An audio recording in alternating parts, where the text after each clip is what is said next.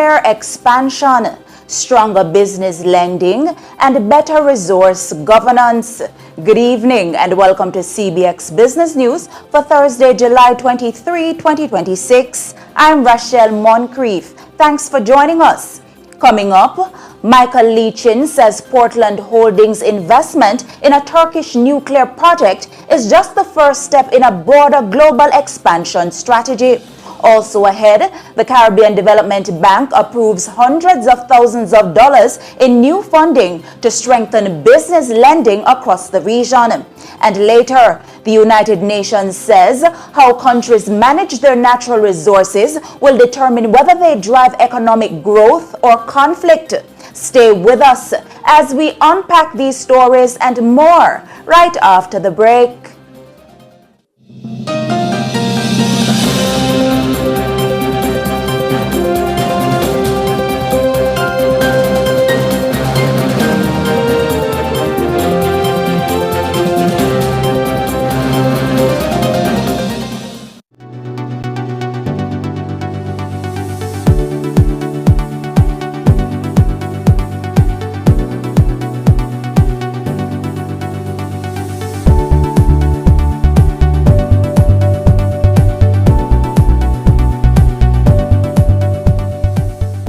The local news is brought to you by Derrimon Trading, better from the start. The Development Bank of Jamaica, facilitating economic growth and development. Caribbean Flavors and Fragrances, Tease the Senses, and Pulse Investments.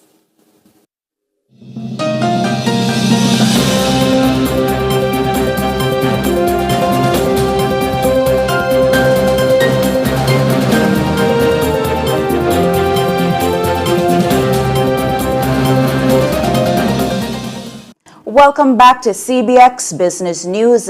We begin with a new international growth strategy from Jamaican-Canadian billionaire Michael Leachin. Leachin says Portland Holdings Group recent partnership in Turkey is only the first step in a broader plan to help countries build their nuclear energy capabilities as demand for clean, reliable power accelerates. Speaking exclusively to CBX Business News, the Portland Holdings chairman and CEO revealed that Turkey is the first country under Portland's international nuclear strategy, adding that the company intends to replicate the model in other markets. The comments expand on Portland's recently announced agreement with Turkish nuclear technology company Nuclean, which establishes a framework for cooperation on Turkey's growing nuclear energy sector.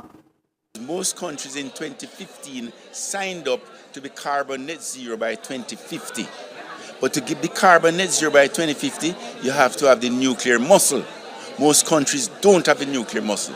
So what we did at Portland was to put together the ecosystem, the nuclear muscle ecosystem. So we can now go to any country and enable them to be a nuclear country, power-wise, which will give them energy independence and energy independence and energy security, which is well needed throughout the world.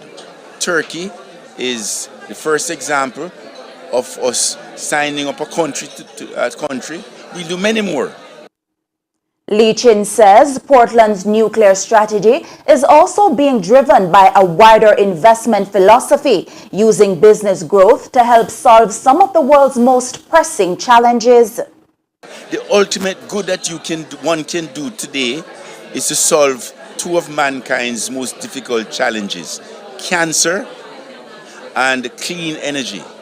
So we at Portland took on that challenge, and we built the ecosystem in Canada that we can go to any country. That was Portland Holdings chairman and CEO Michael Leachin. Access to financing remains a major hurdle for many micro, small, and medium-sized enterprises, MSMEs. But the Small Business Association of Jamaica, SBAJ, says the biggest challenge is no longer simply finding capital, it's being prepared to qualify for it. SBAJ Second Vice President Denise Williams told CBX Business News the lending landscape has shifted significantly since Hurricane Melissa, with financial institutions placing greater emphasis on businesses' ability to withstand future shocks. When you say the threat to the survival, being left behind. Simple. Right now, so we are almost 11, 10 months out of that horrible girl named Melissa, right? Bad-tempered girl named Melissa, Hurricane Melissa. She wasn't even a category 5. They don't have a category for her. What has happened? Persons thought there'd be more sympathy. There'd be more cash disbursements to help them rebuild. Found the opposite. Lenders, investors, people with cash want to know how to protect that cash. They want your plans for resilience. They want to know how compliant you are. Are you filing your accounts? Are you paying your taxes? They want to know how capital ready are you. And that's the threat to small businesses, because many are not capital ready. She argues that becoming capital ready is now essential for MSMEs seeking to access financing and position themselves for long-term growth. Most entrepreneurs in Jamaica are what we would call survival, subsistence entrepreneurs. They are in entrepreneurship because they can't find a job, okay? Or they have a challenge, like they're a caregiver, or they feel like they're too old to be bothered with corporate life, or some reason that makes them survival or subsistence. You're not growing in survival or subsistence. So in order to access capital, for interest rates to be lower, you have to show growth. You have to show, how are you going to make more money? How are you going to hire more people? How are you going to expand, whether digitally or physically? That's the answer, but getting there is a challenge. That was SBAJ Second Vice President Denise Williams. Businesses are increasingly turning to renewable energy as they look to manage operating costs and improve long-term efficiency. Future Energy Source Company Limited FESCO CEO Jeremy Barnes says investments in solar power and other efficiency measures are becoming an increasingly important part of the company's operating strategy, noting several service stations have already installed solar systems. Many of our stations are invested in solar and are equipped with solar. Even at our recently opened Spanish Town Road stations, FESCO Oval. But in addition to that, for overall operations, yes, we're employing a lot of solar in some of our locations. We do water harvesting. So we are interested in renewables and also, participated as a good corporate, as a big good corporate citizen. We have installed solar at many locations, and we have an intent to increase our solar generating capacity at other locations. That was FESCO CEO Jeremy Barnes. However, Jamaica Broilers Group Vice President Jamie Ogilvie says while renewable energy remains an important investment, businesses must adopt solutions that match their operational needs. The renewables and what's required for that doesn't really suit heavy manufacturing with high energy demands across, whether it's the processing plant, the feed mill, the hatchery. But we do have other opportunities for renewables at our retail outlet at Hypro. Solar projects are on tap there. Same for our contract chicken farmers who use solar panels to power their chicken houses. So we look at the mix, we look at what's appropriate, and we invest accordingly. That was Jamaica Broilers Group Vice President Jamie Ogilvie. Now to news from the petroleum markets. Fuel prices increased across most major categories on Thursday.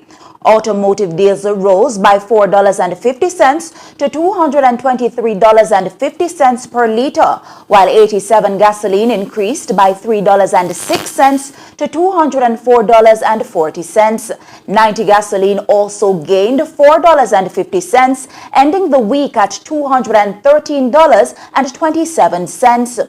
Propane edged up by 25 cents to $77.96, while kerosene increased by $4.50 to $196.42. Butane also rose by 25 cents to $86.93. Ultra-low sulfur diesel also recorded an increase, climbing $4.50 to $239.09 per liter. We go now to updates from the Bank of Jamaica on how the currency markets traded today. In Thursday's currency trading session, the US dollar is selling for $159.47, the Canadian for $113.18, the pound sterling for $211.91, while the going rate for the euro is $181.84. We move to the latest updates from the JSE equities.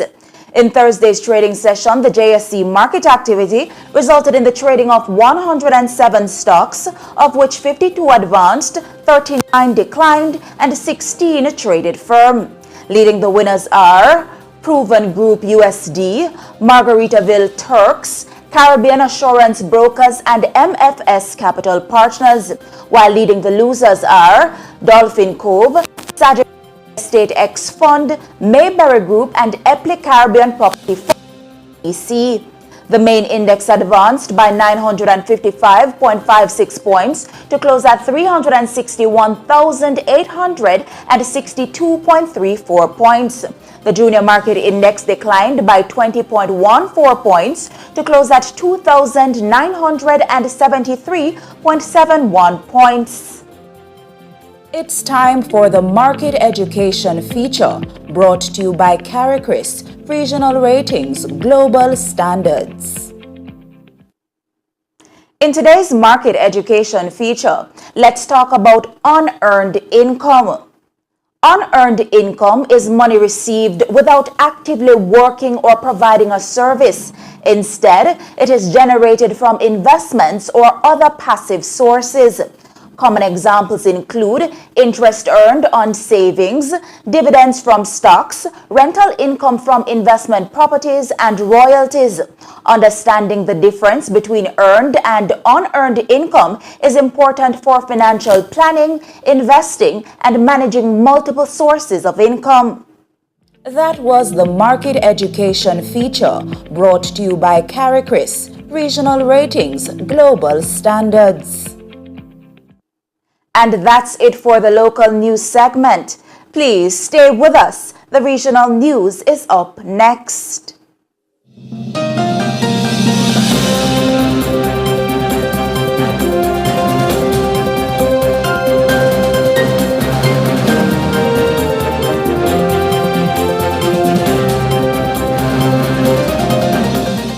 The local news is brought to you by Derrimon Trading, better from the start.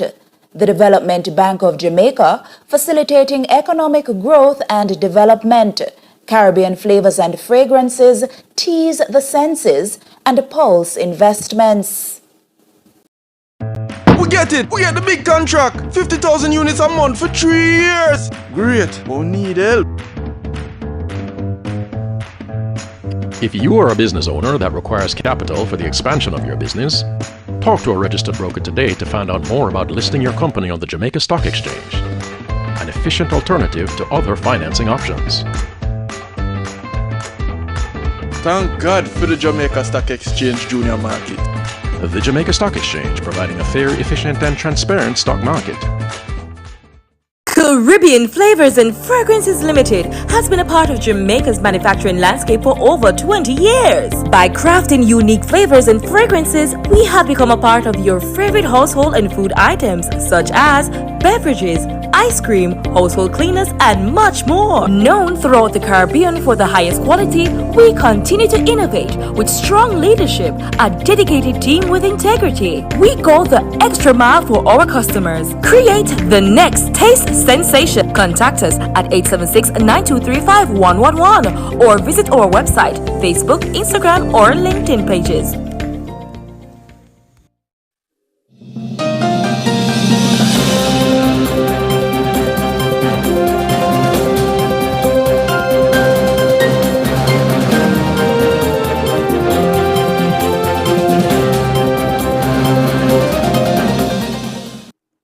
Welcome back. And now for the regional business news. The Caribbean Development Bank, CDB, has approved a $232,000 grant to strengthen development finance institutions across its borrowing member countries, with the aim of improving access to financing for small businesses and sustainable development projects. The initiative will provide 4 specialized training programs and a web-based platform to help participating institutions strengthen credit assessments for small and medium-sized enterprises. The CDB says the training will focus on SME credit risk management, renewable energy and agricultural financing, climate finance, and environmental, social, and governance standards. Delivered in partnership with Caribbean Information and Credit Rating Services CARICRIS, the program will support at least 11 development finance institutions and train more than 300 professionals across the Caribbean. Grenada's multi-million-dollar road infrastructure program is moving into the construction phase, with work set to begin this week under the government's Design, Build, Finance model. Under the arrangement, contractors will finance construction up front before government repayments begin over a 5-year period. Speaking during a post-cabinet press briefing on Wednesday, Prime Minister Dickon Mitchell says the model allows Grenada to modernize critical road infrastructure while preserving fiscal space for other national priorities. And it is capital intensive. It requires a significant amount of money for us to be able to rebuild and maintain our major road networks. And therefore, the ministry, in consultation with the Ministry of Finance, looked at how best we could affordably build and repair our roads, and hence the reason why the design build finance model was chosen as the approach to take in terms of seeking to transform our road infrastructure network throughout Grenada, Carriacou, and PT Martinique, and importantly allowing us to pay for it, because if we can't finance it, the road simply will not be built. And the reason we opted for this model was to ensure that the government's cash flow could pay for the reconstruction of the roads without impacting the other sectors of the government work that needs to be done, whether it's paying salaries for staff, financing our debts, payments towards social safety net services, etc. That was Grenada's Prime Minister Dickon Mitchell. Meanwhile, Grenada is also rolling out an 18 million Eastern Caribbean dollar cost of living relief package to cushion businesses and consumers from higher global energy prices, while maintaining what the government says is a fiscally responsible approach. The temporary measures take effect in August and include the removal of value-added tax VAT on electricity through to December this year. Speaking at the same press briefing, Finance Minister Dennis Cornwall says the package is designed to ease the impact of imported inflation. The estimated fiscal impact of this entire package, including the enhanced electricity subsidy, VAT relief, custom service charge reduction, the VAT-free shopping days, and this continuation of the fuel cap, is expected not to exceed $18 million. This represents a carefully targeted investment in protecting households and support economic stability during the period of exceptional external uncertainty. Government has created a fiscal space to respond because of prudent financial management over recent years. We can therefore provide meaningful relief today while preserving the country's long-term fiscal sustainability. That was Grenada's Finance Minister Dennis Cornwall. And in other news, Barbados and Antigua and Barbuda are strengthening regional air connectivity with the launch of Sunrise Airways' new direct service between the two countries. The new route is expected to support tourism, trade, and business while providing travelers with another option for regional travel. Speaking at Wednesday's launch, Barbados' Minister of Tourism and International Transport, Ian Gooding-Edgehill, says the additional service will increase visitor arrivals and strengthen regional cooperation. This route, of course, will help Barbados, as it will certainly help Antigua, to benefit from increased arrivals, not only from those who are coming to Antigua to visit Barbados, but certainly Barbadians who will have another choice of travel when they visit Antigua and Barbuda. And therefore, as the BTMI continues to build up its annual calendar of events, initiatives such as yours with Sunrise increasing connectivity and adding more options for travel will certainly help not only to boost Barbados' events calendar, but I'm sure it will do the same for Antigua and Barbuda as we continue to welcome more visitors.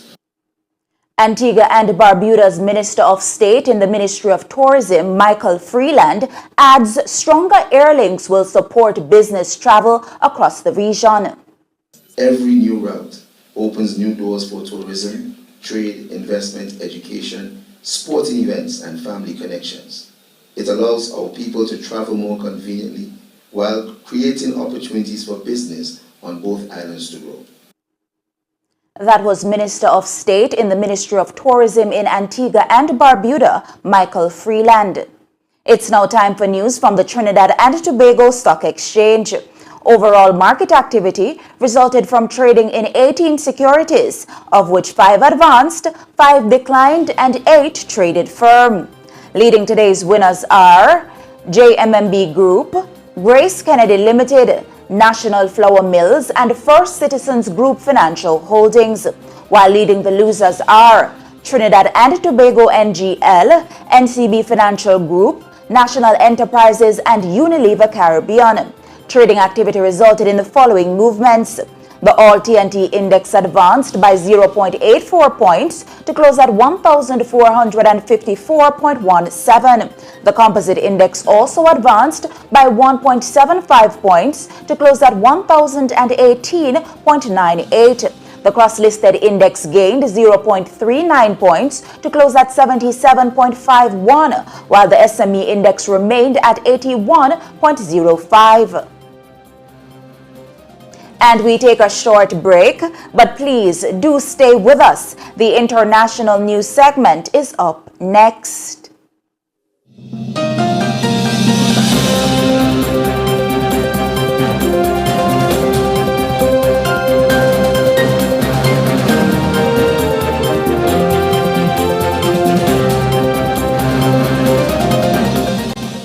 This project marks the celebration of our 30th Hall of Fame and aims to highlight the achievements, challenges, and invaluable lessons of those who have shaped and are shaping the future of our economy. Our aim is to celebrate the voices and stories of 30 remarkable leaders in Jamaica's private sector. Join us as we explore these narratives of resilience, leadership, and vision.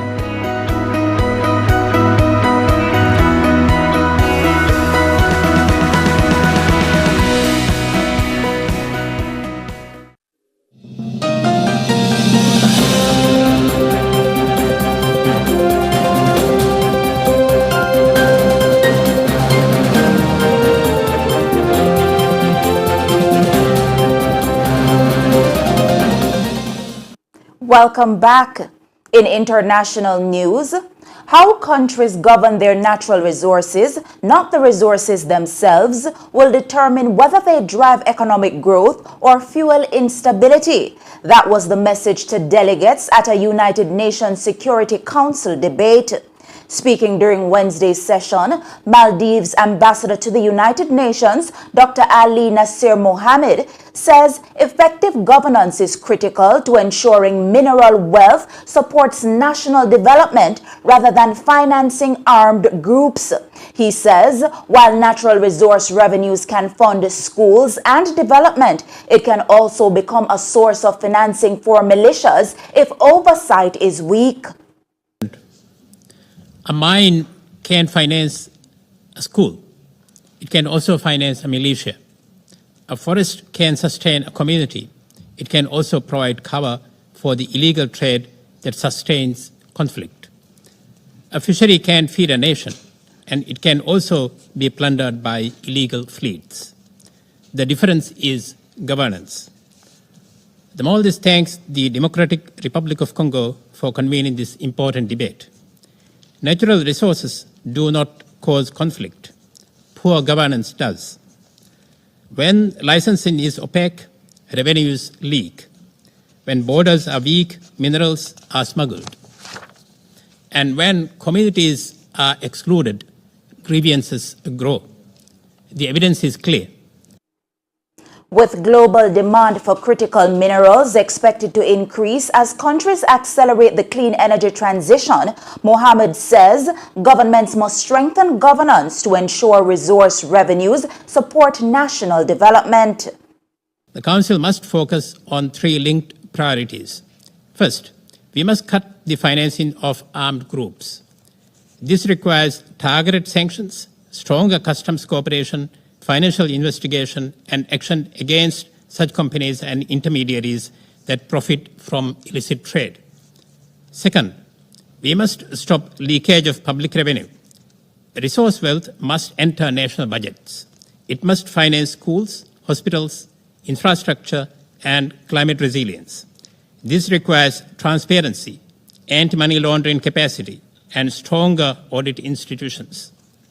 Third, we must address local grievances before they become security risks. That was Maldives Ambassador to the UN, Dr. Ali Nasir Mohammed. Meanwhile, consumer confidence continued to improve across the euro area. Consumer confidence in the euro area improved for a third consecutive month in July, exceeding market expectations as households became more optimistic about the economic outlook. The confidence index rose to negative 15.9 from negative 17.6 in June, while confidence across the broader European Union also improved, with the regional index increasing to negative 15.1 from negative 17. The latest figures suggest households are becoming more confident despite persistent economic uncertainty. However, sentiment remains below its long-term average and has yet to recover the losses recorded since February. And in the United States, the average rate on a 30-year fixed mortgage in the U.S. edged higher this week, marking its fourth consecutive weekly increase. The Federal Home Loan Mortgage Corporation, Freddie Mac, says the average rate rose to 6.58% from 6.55% the previous week. Chief economist Sam Carter said borrowers can potentially save thousands of dollars over the life of a mortgage by comparing offers from multiple lenders. A year ago, the average 30-year mortgage rate stood at 6.74%.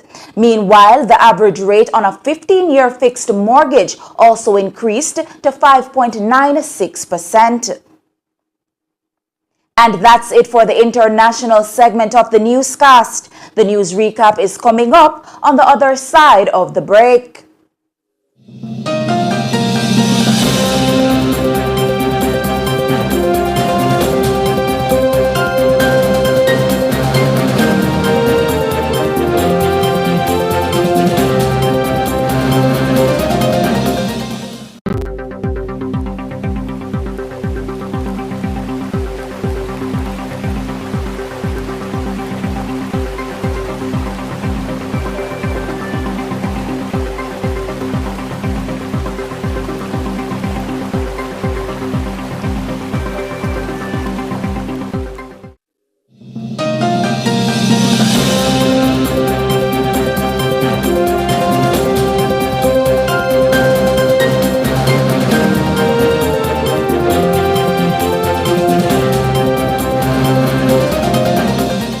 And now to recap our top stories.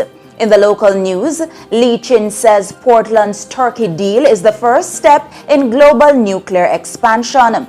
Regionally, CDB approves grant to strengthen business lending across the region. And internationally, UN says natural resource governance is key to economic growth.